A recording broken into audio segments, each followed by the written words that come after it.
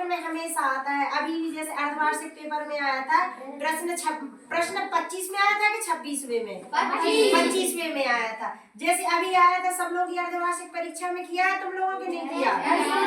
जैसे सब लोग ध्यान से सुनेंगे, कई बच्चों से बना नहीं है। विद्यालय में छात्र का चरित्र निर्माण होता है। कहाँ होता है छात्र का चरित्र निर्माण? विद्यालय में। विद्यालय में छात्र का चरित्र निर्माण होता है। निष्कपट और निस्वार्थ भाव से सेवा करने का पाठ भी यहीं सिखाया जाता है। कहाँ सिखाया जाता है? विद्यालय में। गुरु आज्ञा का पालन और राष्ट्र प्रेम का संदेश भी यहीं मिलता है। यथाशक्ति मानवता को पोषित करने का भाव भी यही मिलता है। वास्तव में विद्यालय व्यक्तित्व निर्माण की कार्यशाला और राष्ट्र धर्म को अंकुरित करने की पौधशाला है। तो हमें बच्चे का जो पूरे व्यक्तित्व का जो विकास होता है वो कहाँ होता है? विद्यालय से। राष्ट्रभक्ति, देशभक्ति और गुरु आज्ञा इन सब की पालन करने के संदेश हमें कहाँ से मिलता है? विद्यालय से मिलता है। एक बार और ध्यान से सब लोग सुनेंगे, फिर उसके बाद हम सबसे प्रश्न पूछेंगे। विद्यालय में छात्र का चरित्र निर्माण होता है। निष्कपट और निस्वार्थ भाव से सेवा करने का पाठ भी यही सिखाया जाता है। कहाँ सिखाया जाता है? विद्यालय में। गुरु आज्ञा का पालन और राष्ट्र प्रेम का संदेश भी यही मिलता है। कहाँ मिलता है? यथाशक्ति मानवता को पोषित करने का भाव भी यही मिलता है। कहाँ मिलता है? वास्तव में विद्यालय व्यक्तित्व का निर्माण करने की कार्यशाला और राष्ट्र धर्म को अंकुरित करने की पौधशाला है। अब सबको ये समझ में आया कि जो पूरा जो गद्यांश हमने अभी पढ़ा है इसमें किसके बारे में बताया गया है? किसके बारे में बताया गया है? अगर कोई इसका जैसे मान लीजिए प्रश्न बनता है कि उचित गद्यांश का शीर्षक क्या होगा? शीर्षक समझते हो? शीर्षक पाठ का नाम, जैसे हम अभी पढ़ते हैं, अभी जैसे तुम लोग को मैं कक्षा 8वीं में हिंदी का पाठ एक क्या है?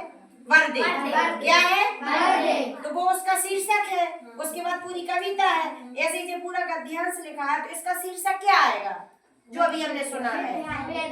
Very good. किसने बताया? उर्वती के लिए ताली बजाओ। तो इसका शीर्षक क्या होगा?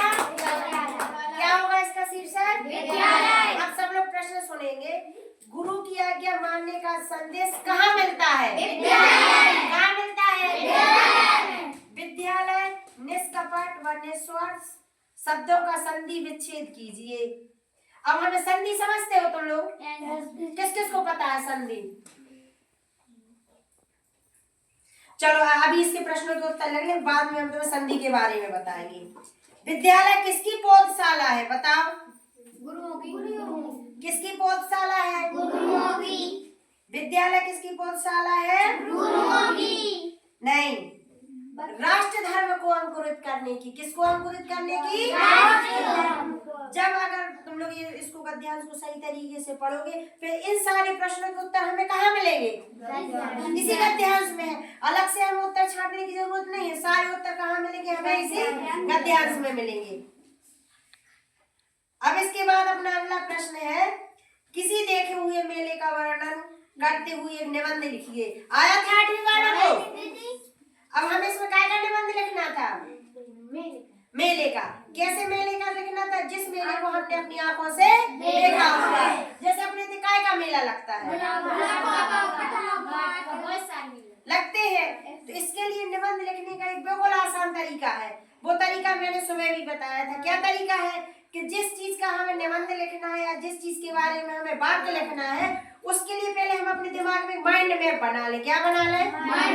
माइंड मैप बना ले। माइंड मैप कैसे बनाएंगे?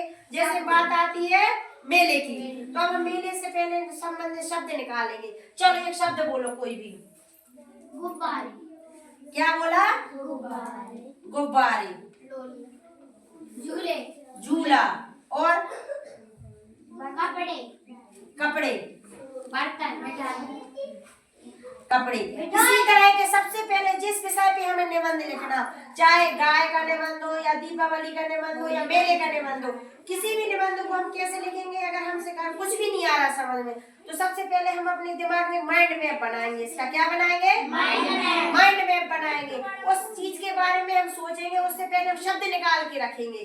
जैसे कि पहला शब्द आया गुब्बारे, तो तुम्हें मेले में क्या देखे तुमने? गुब्बारे। इसका हम वाक्य कैसे भी बना सकते हैं कि हमने मेला देखने गए, वहाँ कई रंग के गुब्बारे मिल रहे थे या गुब्बारों की दुकान लगी हुई थी।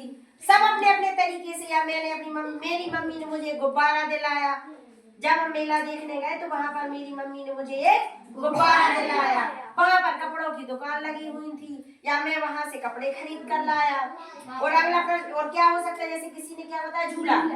जब हम मैं अपने साथ दोस्त के साथ झूला झूला, यानी कि जब मैं मेला देखने गया तो मैंने और मेरे दोस्त ने क्या किया? झूला झूला। इस तरह के हम पहले शब्द निकालेंगे, शब्द से हम छोटे छोटे वाक्य बनाकर अपन निबंध लिख सकते हैं। लेकिन हमें छोड़ना कुछ नहीं है, जो समझ में आता है उसके बारे में पहले हमें क्या बनाना है? अपना माइंड मैप। माइंड समझते हो, कोई चीज दिमाग में आ जाए